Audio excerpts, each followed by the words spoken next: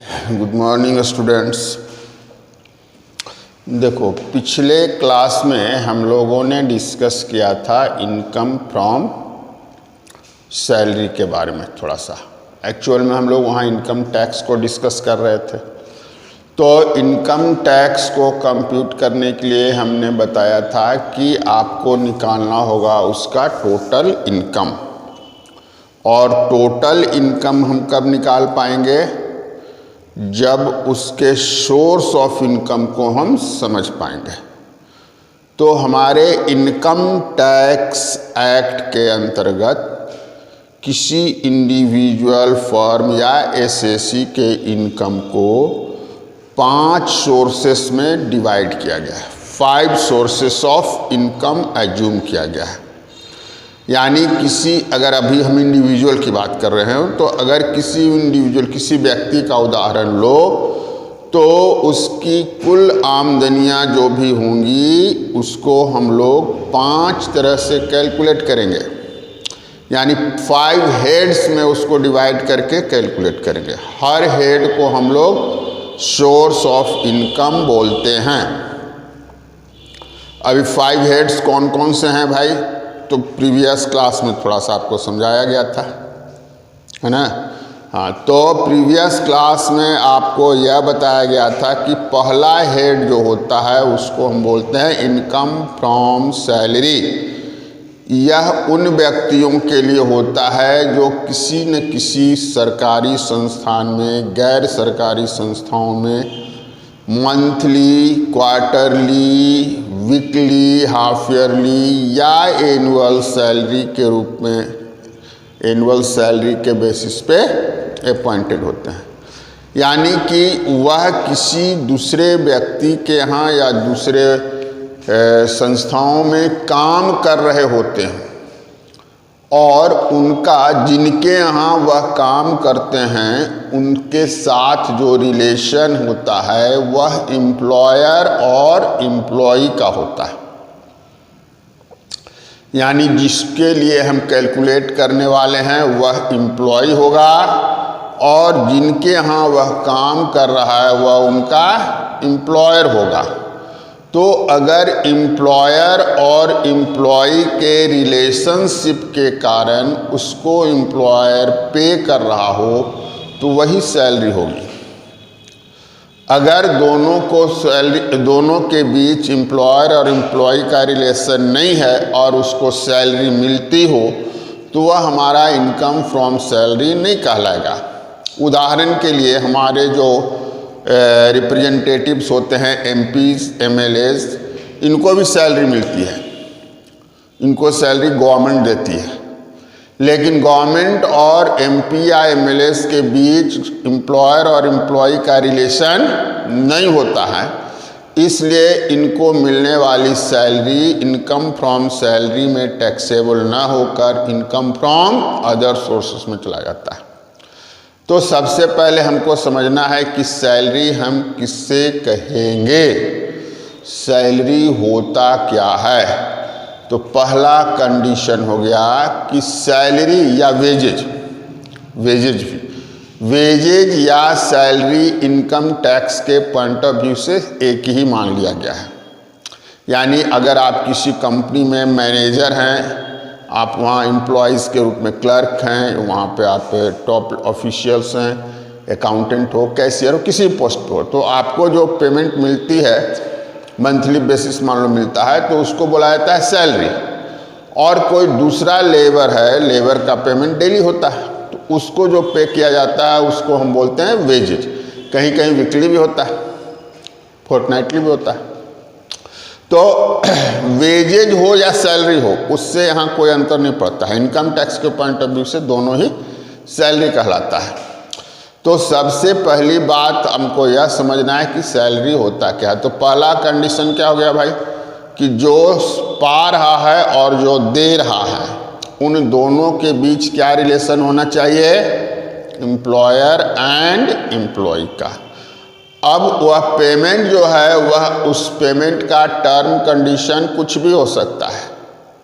मतलब वह मंथली दे सकता है वह डेली दे सकता है, वह वीकली दे सकता है, वह क्वार्टरली दे सकता है, जिस आधार पर भी हो।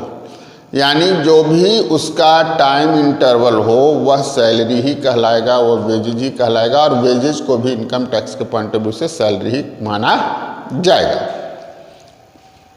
क्लियर है? तो पहला चीज हो गया कि जिसको मिलता है वह एम्प्लॉय होना चाहिए, जो दे रहा है वह एम्प्लॉयर होना चाहिए, और यह इसका टाइम इंटरवल कुछ भी हो सकता है, उससे कोई अंतर नहीं पड़ता है। अब हम लोग को देखना है कि सैलरी के कॉन्स्टिट्यूएंट्स कौन कौन से होते हैं, इसमें क्या क्या चीज़ों को हम शामिल करते हैं।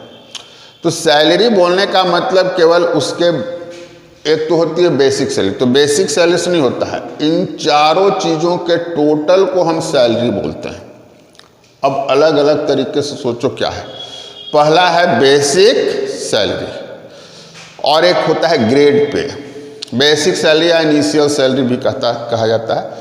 तो जब किसी के यहाँ तुम काम करना शुरू करते हो तो शुरुआत में जो तुमको सैलरी फिक्स की जाती है उसको बोलते हैं बेसिक सैलरी। और अब क्या है कि अब एक नया सिस्टम है ग्रेड पे का, यानी आप किस ग्रेड में हैं। मान लिया जाए कि आपका बेसिक सैलरी फिक्स किया गया 10,000, अब आपका ग्रेड पे है 5,000, तो आपको टोटल मिलेगा 15,000, यानी बेसिक सैलरी आपकी कहलाएगी 15,000 रुपया, जो हर महीने आपको मिलेगा। लेकिन यह 15,000 ही नहीं मिलता है, इसके साथ ही साथ आपको अलग अलग पर्पस के लिए आपका एम्प्लॉयर आपको कुछ न कुछ और पैसा देता है।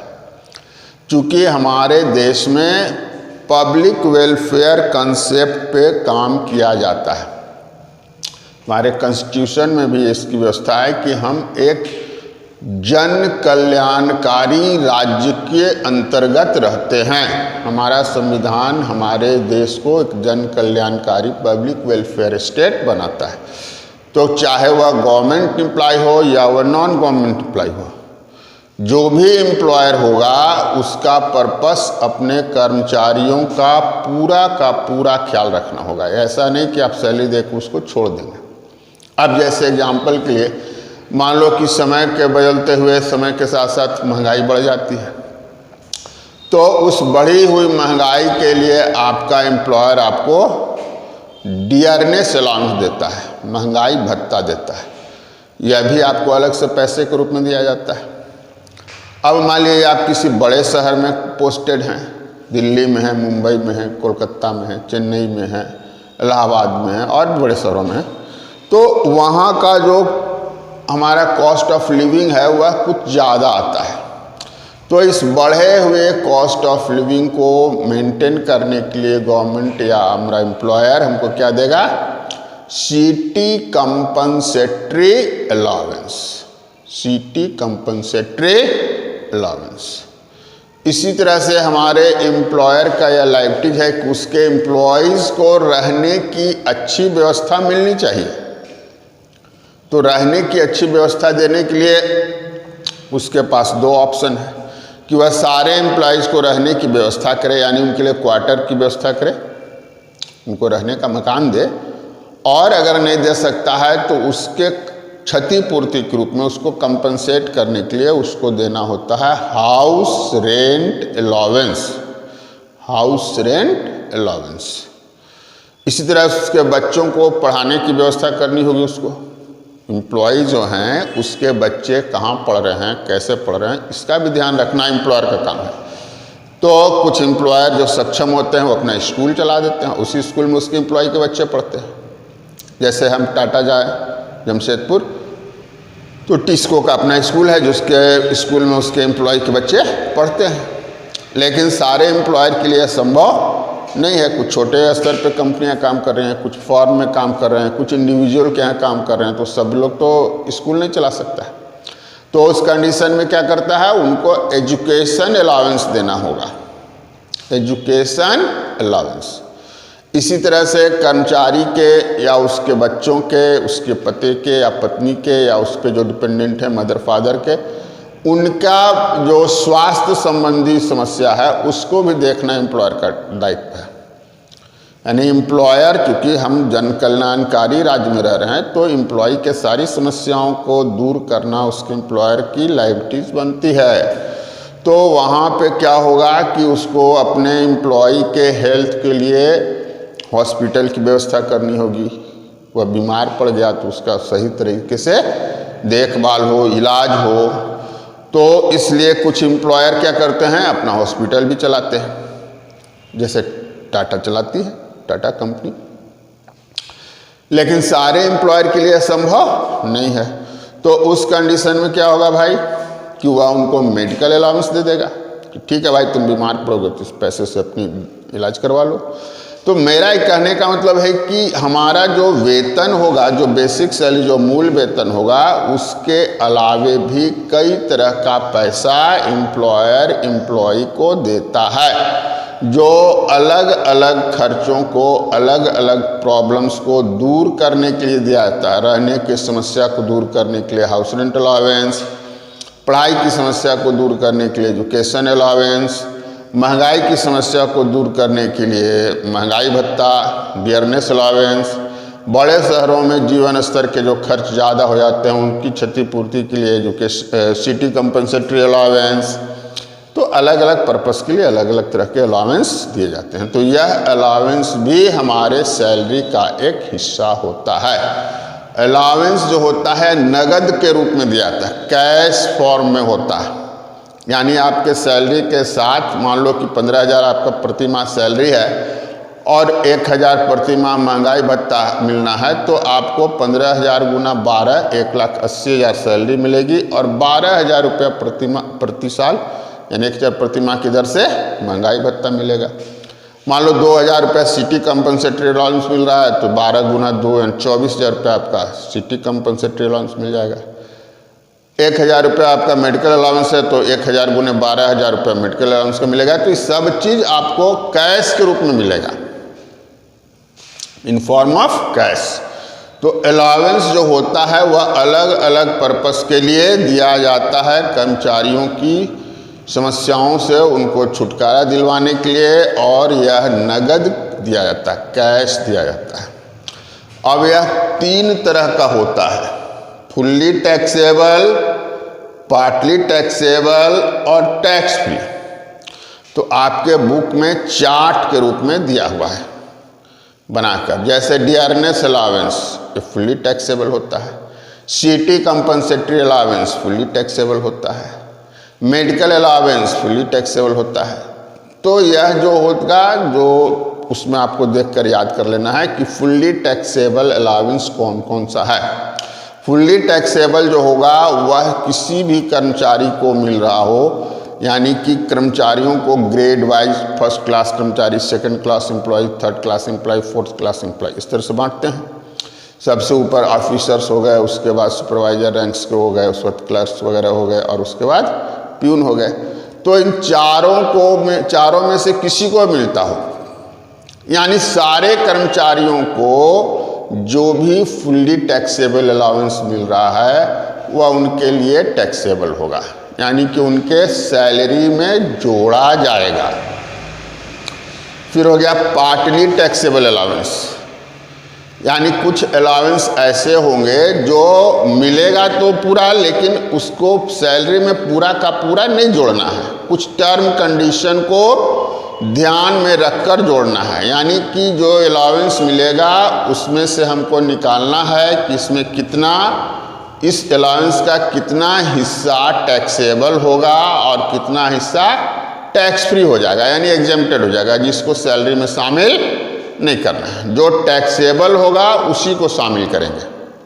जैसे house rent allowance, house rent allowance के रूप में अगर आपको कुछ पैसा मिलता है तो वह फुल्ली टैक्सेबल नहीं है, उसके कुछ टर्म्स कंडीशन है। जैसे 3 कंडीशंस होते हैं हाउस रेंट अलाउंस का टैक्सेबल पार्ट निकालने के लिए 3 कंडीशन है।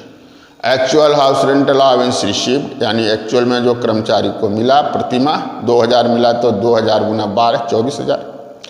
अब हाउस रेंट अलाउंस किस लिए मिला है भाई, ताकि कर्मचारी अपना रहने की व्यवस्था करे।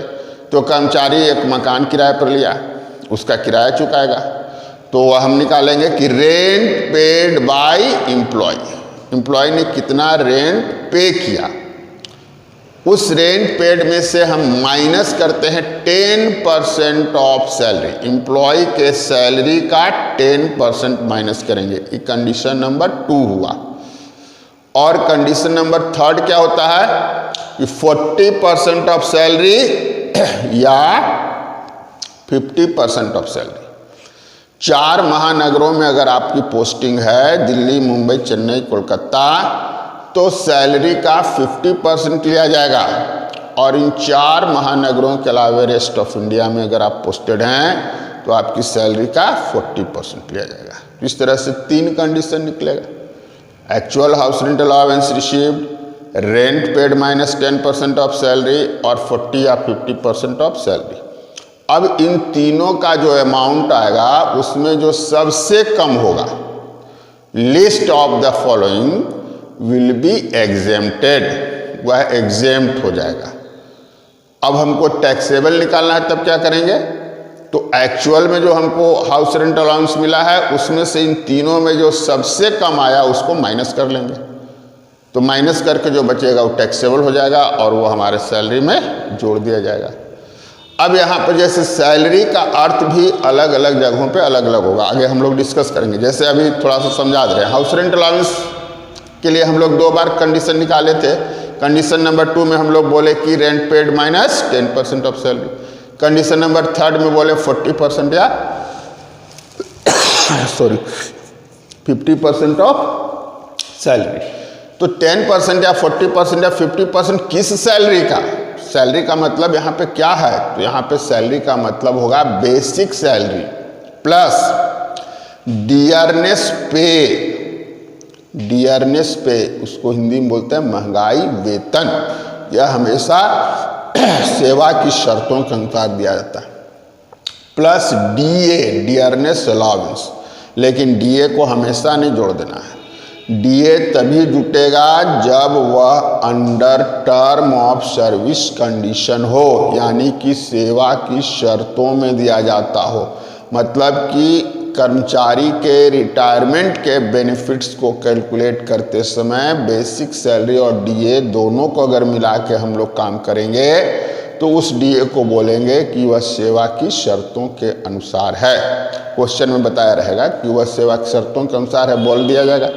नहीं बोला गया तो उसमें हमको समझ लेना है कि वह सेवा की शर्तों में नहीं है। या अगर प्रोविडेंट, आगे चल के हम लोग प्रोविडेंट फंड पढ़ेंगे तो प्रोविडेंट फंड के संबंध में अगर कंट्रीब्यूशन जो होता है वह बेसिक और डीए दोनों को मिला कर किया जाता है तो इसका मतलब भी डीए सेवा की शर्तों में है। तो वैसा डीए जो कि सेवा की शर्त में, वह भी सैलरी में जोड़ दिया जाएगा। डीपी तो हर हालत में जोड़ा जाएगा। फिर कर्मचारी को कमीशन मिलता है तो कमीशन को भी जोड़ा जाएगा, लेकिन उस कमीशन को जो कर्मचारी के द्वारा किए गए सेल पर एक निश्चित % की दर से दिया जाता है। तो इन चीज़ों को जोड़कर जो आएगा सैलरी, उस सैलरी का 10% या उस सैलरी का 40% या उसी सैलरी का 50% निकालेंगे और तब हम लोग कंपेयर करेंगे। तो यह जैसे पार्टली टैक्सेबल अलाउंस, इसी तरह से पार्टली टैक्सेबल अलाउंस में होता है इंटरटेनमेंट अलाउंस। गवर्नमेंट एम्प्लॉय के लिए इसमें छूट मिलता है, नॉन गवर्नमेंट के लिए अब इसमें कोई छूट नहीं मिलता है। तो इसी तरह से एजुकेशन अलाउंस, इसमें भी रूल बनाया गया है कि प्रति बच्चा 100 रुपया की दर से आपको छूट मिलेगा। आपको जो भी एजुकेशन अलाउंस के रूप में मिलता है, मान लो किसी कर्मचारी को 500 रुपया एक बच्चे के लिए एजुकेशन अलाउंस मिलता है, तो अगर 2 बच्चा उसका है तो उसका एक बच्चे पर 100 रुपया की छूट दी जाती है। तो 2 बच्चा है तो 200 रुपया प्रति माह की छूट मिलेगी। दो बच्चा है, 2 ही बच्चे का छूट मिलेगा। 2 से अधिक बच्चे अगर आपके हैं और एजुकेशन अलाउंस आपको सारे बच्चों के लिए मिल रहा है, लेकिन एग्जेम्पशन मिलेगा सिर्फ 2 ही बच्चों का, और वह भी 100 रुपये प्रति माह प्रति बच्चे की दर से। इसी तरह से आपका बच्चा अगर हॉस्टल में रहता है तो हॉस्टल अलाउंस आपका एम्प्लॉयर दे सकता है, उसमें भी छूट होता है। तो हमको यह देखना है कि पार्टली टैक्सेबल अलाउंस, इसमें जो भी अलाउंस मिलेगा वह पूरा का पूरा हमारे सैलरी का पार्ट नहीं होगा। उसका कुछ एक हिस्सा, कुछ पोर्शन टैक्सेबल होगा और कुछ पोर्शन एग्जेम्प्टेड होगा। तो सिर्फ टैक्सेबल वाले को हम सैलरी में काउंट करेंगे, जोड़ेंगे सैलरी निकालते समय। फुल्ली टैक्सेबल वाला तो पूरा पूरा लिख देंगे, जैसे आपको बताया कि डीए होता है फुल्ली टैक्सेबल पूरा लिख देना है, सिटी कंपनसेटरी होता है फुल्ली टैक्सेबल पूरा लिख देना है, इस तरह से और बहुत सारे होते हैं। तो जो फुल्ली टैक्सेबल होगा पूरी तरह से लिख दिया जाएगा, जो पार्टली टैक्सेबल होगा उसमें केवल एग्जेम्प्टेड हिस्से को माइनस करके, यानी केवल टैक्सेबल हिस्से को लिखेंगे। और एक हो गया टैक्स फ्री, तो नाम से ही टैक्स फ्री, इसको जोड़ा ही नहीं जाएगा। से हाई कोर्ट के जज वगैरह जो होते हैं, सुप्रीम कोर्ट के जज होते हैं, जजेस को जो अलाउंस मिलता है वह फुल्ली एग्जेम्प्टेड होता है। इसी तरह से अगर हमारे देश का कोई कर्मचारी, सरकारी कर्मचारी दूसरे देश में काम करने गया हो, सरकार ने उसको भेजा हो और वहाँ उसको अलाउंस मिलता है, तो वह भी फुल्ली एग्जेम्प्टेड होता है। और भी कुछ है। तो आपका काम है कि अलाउंस वाला टॉपिक निकालिएगा, उसमें 3 तरह के अलाउंस बताए गए हैं, फुल्ली टैक्सेबल, पार्टली टैक्सेबल और फुल्ली एग्जेम्प्टेड, उसको याद कर जाना है। तो यह दूसरा मेरा सैलरी का पार्ट हो गया। तीसरा पार्ट को बोलते हैं परक्यूजिट्स। यह जो अलाउंस था किस रूप में हमको मिल रहा था? कैश के रूप में, नगद के रूप में। लेकिन परक्यूजिट्स जो होगा यह कैश के रूप में नहीं मिलेगा, यह इसको हिंदी में बोलेंगे अनुलाभ। यह पदों के साथ, पोस्ट के साथ अटैच होता है, जुड़ा हुआ रहता है। जैसे अब मान लो तुम्हारे शहर में जो एसपी का बंगला है, तो जो भी एसपी आएगा वो उस बंगला में रहेगा, उसको रहने की व्यवस्था वहाँ पे है। तो रहने की जो फैसिलिटी दी गई इसको बोलेंगे rent free house, rent free house या रेंट फ्री एकोमोडेशन। तो यह क्या कहलाएगा भाई? परक्यूजिट्स। यानी परक्यूजिट्स किस रूप में दिया जाएगा? तो या तो यह वस्तु के रूप में दिया जाएगा, गुड्स के रूप में दिया जाएगा, या सर्विस के रूप में दिया जाएगा। वस्तु या सेवाओं के रूप में दिया जाता है, नगद नहीं दिया जाता है। नगद अगर हो गया तब क्या हो जाएगा? वो अलाउंस। लेकिन वस्तु और सेवाओं के रूप में दिया जाएगा तब क्या हो जाएगा? परक्यूजिट्स। और यहाँ कोई डिस्टिंक्शन नहीं किया जाता है कि किसको दिया जाएगा किसको नहीं दिया जाएगा। जो उस पोस्ट पर आएगा उसको वह ऑटोमेटिक मिल जाएगा। अब जैसे मान लो एसपी है तो उसको विजिट करने के लिए ऑटोमेटिक उसके पास कार या जीप जो रहता है गवर्नमेंट का मिल जाता है। उसी तरह से आपका जो भी उस पोस्ट पर आएगा तो उसके गार्ड, उसके बंगलों के बाहर में गार्ड खड़ा होता है। तो कोई एसपी आ रहा है उससे उसको मतलब नहीं, गार्ड अपना काम करते रहेगा। उसका हाउस होल्ड सर्वेंट रहता है, अगर उसमें गार्डन है तो गार्डनर रहेगा, उसके लिए कुक रहेगा, उसके यहाँ स्वीपर रहेगा। तो इन सब की सेवाएं उसको मिलेगी। वो चाहे एक्स मिस्टर एक्स एसपी के रूप में हो, मिस्टर वाई हो, मिस्टर जेड हो, मिस्टर ए हो, बी हो, सी हो, उससे मतलब नहीं है। चूंकि यह फैसिलिटी किसको मिल रही है? उस इंडिविजुअल को नहीं मिल रही है, उस पोस्ट को मिल रही है। एसपी का जो पोस्ट है उसको मिल रही है। एसपी यहाँ से आया, मान लो कि तुम्हारे शहर में आया डाल्टनगंज में, वो रांची से ट्रांसफ़र होके आया, तो जो भी आएगा वहाँ अपना उसको मिलेगा। लेकिन वह उसका ट्रांसफ़र फिर मान लो यहाँ से धनबाद हो गया, तो ये सारा सुविधा उठा के धनबाद थोड़ी ले जाएगा, वो सुविधा यहीं रहेगी। अब जो दूसरा आदमी आएगा उसको वो मिल जाएगा। तो यानी कि वह व्यक्ति के साथ जुड़ा हुआ नहीं रहता, एम्प्लॉय के साथ जुड़ा हुआ नहीं रहता, बल्कि उस पोस्ट के साथ जुड़ा हुआ रहता है ना। तो जो भी उसको आएगा वो फैसिलिटी को अवेल करेगा। तो यहाँ पर जो हम जैसे स्वीपर हुआ, गार्डनर हुआ, कुक हुआ, है ना, इन सब का जो सहयोग आपको मिला, जो सर्विस मिली, वह आपके लिए काउंट होगा परक्यूजिट्स ग्रुप में। आपको रहने का जो मकान मिला, उसके बाद आपको आने जाने के लिए अपने सर्विस जो आपका रेजिडेंस और जो आपका ऑफिस है वहाँ आने जाने के लिए, या फिर जो आपका नेचर ऑफ जॉब है उसके हिसाब से आपको गाड़ी की ज़रूरत है तो आपको गाड़ी मिलती है, तो ये गाड़ी की सुविधा हो गई। तो यह भी आपके लिए परक्यूजिट्स कहलाएगा। तो यह वस्तु के रूप में मिलेगा और सर्विस के रूप में मिलेगा। अब क्या हो गया? यह भी 3 तरह का होगा।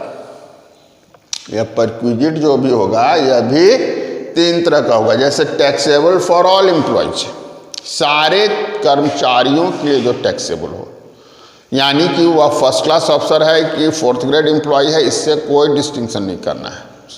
अगर उसको मिल रहा है तो उसको टैक्सेबल होगा। जैसे हाउस फैसिलिटी, रहने की सुविधा, चाहे IAS अफसर हो, IPS अफसर हो, या प्राइवेट सेक्टर में वो CEO हो, मैनेजिंग डायरेक्टर हो, मैनेजर हो, क्लर्क हो, चपरासी हो, किसी को मिल रहा है, अगर रहने की व्यवस्था एम्प्लॉयर ने आपको दी है तो वह सभी के लिए टैक्सेबल होगा। तो इसको बोलेंगे टैक्सेबल फॉर ऑल एम्प्लॉयज। फिर होता है एग्जेम्प्टेड फॉर ऑल एम्प्लॉयज। कुछ ऐसी परक्विजिट्स होते हैं जो सबों के लिए टैक्सेबल नहीं होते हैं, बल्कि किसी के लिए नहीं होते, सब के लिए एग्जेम्प्टेड हो जाता है। इसका भी एक चार्ट है, वो देख लेना है। जिस तरह से अलावेंस को 3 हिस्से में बांटा गया था, fully taxable, fully tax free और पार्टली टैक्सेबल, उसी तरह से परक्विजिट्स भी 3 हिस्से में बटा रहेगा। सबों के लिए कर योग्य, taxable for all employees, exempted for all employees, और taxable for specified employees. Taxable for specified, विशिष्ट कर्मचारियों के लिए कर योग्य। अब जैसे कार की फैसिलिटी, कार की सुविधा आपके एम्प्लॉयर ने आपको दे रखी है, तो वह कार की सुविधा सबों के लिए टैक्सेबल नहीं होता, वो स्पेसिफाइड एम्प्लॉयज के लिए टैक्सेबल होता है। अब स्पेसिफाइड एम्प्लॉयज किसको कहेंगे, उसका एक डिफिनीशन होता है। या तो वह व्यक्ति जिसको यह फैसिलिटी दी गई है उस संस्था का उच्च पदाधिकारी हो, हाई ऑफिशियल हो, उसको स्पेसिफाइड बोला जाएगा। या उस व्यक्ति का जो मौद्रिक आय हो, मॉनेटरियल इनकम हो, यानी इन टर्म ऑफ कैश वह 50,000 प्लस में हो, तो वह स्पेसिफाइड माना जाएगा। या फिर उस व्यक्ति का उस कंपनी में, उस संस्था में सब्सटेंशियल इंटरेस्ट हो, यानी उसके ऑनर्स इक्विटी का एटलीस्ट 20% का वह ऑनर हो, तो उसको बोला जाता है स्पेसिफाइड एम्प्लॉयज। इन तीनों में से कोई भी एक कंडीशन अगर आप फुलफिल करते हैं तो उस कर्मचारी को स्पेसिफाइड एम्प्लॉयज बोला जाएगा और उसको मिलने वाली कार की सुविधा टैक्सेबल होगी। लेकिन अगर वह तीनों में से किसी कंडीशन को फुलफिल नहीं करता है और उसको कार की फैसिलिटी दी गई है, तो वह कार की फैसिलिटी उसके लिए टैक्सेबल नहीं होगी, यानी कि यह स्पेसिफाइड एम्प्लॉयज के लिए टैक्सेबल होता है। तो हमारा हो गया भाई अलावेंस, हमारा हो गया परक्विजिट, हमारा हो गया बेसिक सैलरी। अब एक चीज़ और आता है प्रॉफिट इन लिeu ऑफ सैलरी। यह कोई रेगुलर बेसिस पे मिलने वाली चीज़ नहीं है। जैसे बेसिक सैलरी आपको रेगुलर मिलेगा, अलावेंस आपको रेगुलर मिलेगा, परक्विजिट्स आपको रेगुलर मिलेगा, कंटिन्यू 12 महीने मिल रहा है। लेकिन ये प्रॉफिट इन लिeu ऑफ सैलरी, इसका नाम यह है कि इन लिeu ऑफ सैलरी, सैलरी के बदले में मिलेगा। तो अब जैसे कंपनसेशन आता है, इसके प्रॉफिट इन लिeu ऑफ सैलरी में आएगा कंपनसेशन, मान लो टर्म है। तो कंपनसेशन क्या होता है, मान लो कि आप जिस एम्प्लॉय के यहाँ तुम काम कर रहे हो उसका फाइनेंशियल पोजीशन कुछ गड़बड़ हो गया, एम्प्लॉयर जो है वह फाइनेंशियली वीक हो गया, तो अपने एम्प्लॉय को कह सकता है कि भाई देखो, अब हमारे संस्था में जो भी हम आपको पे कर रहे थे उतना करने की क्षमता नहीं है, अभी हमारा लॉकडाउन पीरियड में बहुत गड़बड़ हालत है, तो या तो आपको हम रिट्रेंच करने हटाएंगे, यानी तो आपके सैलरी में कट कर रहे हैं। आपका सैलरी जो 20,000 था उसको हम 12,000 दे पाएंगे। आपको रहने का जो फैसिलिटी दिए थे मकान फ्री में वो हम आपको नहीं दे पाएंगे। आपको DA देते थे 2,000, अब हम आपको 1,000 दे पाएंगे। यानी कुछ टर्म कंडीशन आपका चेंज कर रहा है। लेकिन इस सब चेंजेस के बदले में आपको एकमुश्त लमसम हम 20,000, 25,000, 50,000 रुपये आपको दे देंगे, ताकि आपके साथ जो फाइनेंशियल प्रॉब्लम होगा उसको आप सॉर्ट आउट कर लीजिए और अपने आप को इसके इस अनुरूप में जो आपको मिल रहा है उसके अनुरूप ढाल लीजिए। तो अगर आप ऐसा करते हैं तो 50,000 जो मिला आपको वह कहलाएगा profit in lieu of salary. Profit in lieu of salary, salary के बदले में दिया जाने वाला वेतन। तो यह भी हमारे सैलरी का एक हिस्सा होता है। तो इन चारों को निकालेंगे। अब अलाउंस बहुत तरह का होगा, परक्विजिट्स बहुत तरह का होगा, बेसिक सैलरी हो गया, profit in lieu of salary हो गया, इस सब को निकालेंगे, कैलकुलेट करेंगे जितना जितना जो भी इंफॉर्मेशन में दिया हुआ, और उनका वैल्यू इस तो कैश में ही रहेगा, ई कैश में ही रहेगा, ई कैश में ही रहेगा, ई काइंड्स में रहेगा। तो इस सब को तो हम 12 से मल्टीप्लाई करके निकाल लेंगे, क्योंकि हमारा जो कैलकुलेशन होगा वह प्रीवियस ईयर के लिए होता है, 1 साल के लिए होता है। अब मान लो कोई पिछले साल में 6 महीने से ये स्टार्ट किया काम तो उसका 6 महीने का निकलेगा। लेकिन अगर पिछले साल वो कंप्लीट ईयर काम किया तो उसके पिछले साल का, जिसको हम बोलेंगे प्रीवियस ईयर, जो हमारे लिए है 1920 1 अप्रैल 2019 टू 31 मार्च 2020 के बीच में जो उसको मिला बेसिक सैलरी, जो मिला उसको अलाउंस, इसका अमाउंट निकाल के लिखेंगे। परक्विजिट्स का अमाउंट तो दिया नहीं रहेगा, तो वो आपका रूल है, रूल के हिसाब से आप निकालिएगा। जैसे उसको मान लो रहने का मकान मिला है, उसको आने जाने के लिए कार मिला है, उसके बिल्डिंग की देखभाल के लिए गार्ड मिला है, उसके घर में काम करने के लिए कुक मिला है, उसके गार्डन की देखभाल करने के लिए गार्डनर मिला है। तो इन सब के सुविधाओं का जो वैल्यू होगा वो हमारे रूल के हिसाब से उस वैल्यू को निकालेंगे और उस वैल्यू को भी लिख देंगे। तो कैश में है, कैश में है, और इसको हम कैश में कन्वर्ट कर लिए, वैल्यू निकाल के, और कैश में रहेगा। इन सब को हम टोटल कर लेंगे। तो यह जो टोटल आएगा इसी को बोलेंगे ग्रॉस सैलरी। Gross salary. अब इस ग्रॉस सैलरी में 3 चीजों को घटाया जा सकता है, जिसको हम बोलते हैं डिडक्शन। हमारे इनकम फ्रॉम सैलरी में अंडर सेक्शन 16(1), 16(2), 16(3) 3 डिडक्शन देना है। 16(1) का जो डिडक्शन होता है उसको बोलते हैं स्टैंडर्ड डिडक्शन, जो 50,000 रुपया घटा देना है। यानी कि सबका जो आया, मान लो 5 लाख आया टोटल, तो ग्रॉस सैलरी कहलाया 5 लाख, उसमें से स्टैंडर्ड डिडक्शन 50,000 घट जाएगा।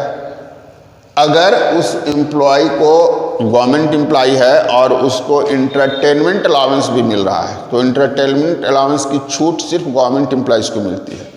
तो मान लो 2,000 रुपये का इंटरटेनमेंट अलाउंस का उसको एग्जेम्पशन मिलने वाला, छूट मिलने वाला है, तो वह घटाया जाएगा 16(2) में।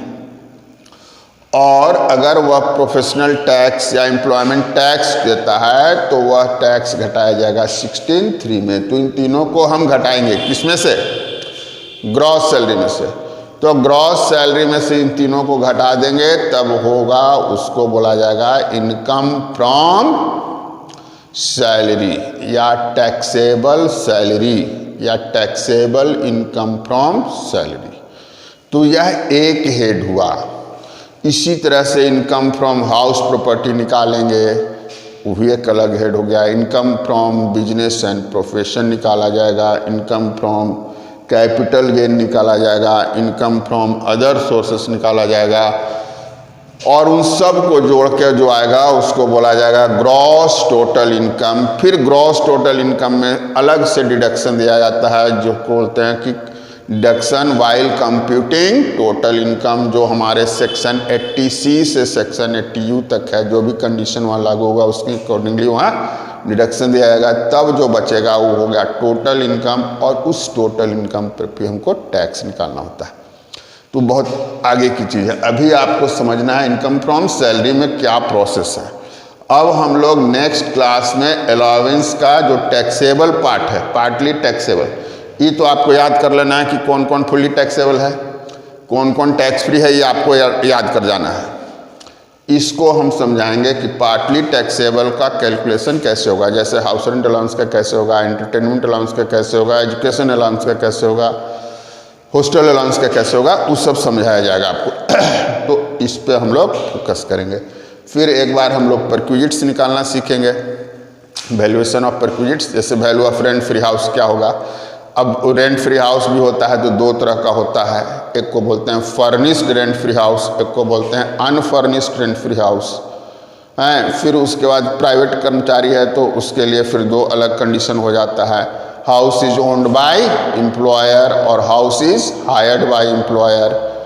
फिर house is owned by employer में फिर 3 कंडीशन हो जाएगा कि ऐसे शहर में अगर उसको रहने का मकान दिया गया जहाँ की जनसंख्या 10 लाख से कम है, अगर ऐसे शहर में दिया गया जहाँ की जनसंख्या 10 लाख से ज़्यादा लेकिन 25 लाख से कम है, या ऐसे शहर में उसको रहने का मकान अवेलेबल है जहाँ की जनसंख्या 25 लाख से अधिक है। तो अलग अलग जगहों पर अलग अलग वैल्यूएशन होता है।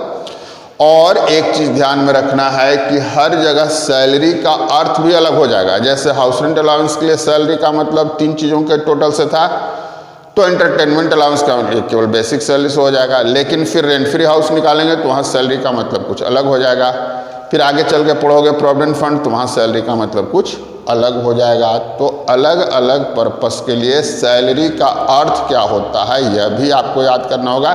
कुल मिला के इस चैप्टर में कुछ चीज़ों को आपको याद करना पड़ेगा, तब आपके समझ में सारी बात आएगी। तो आज इतना ही, थैंक यू।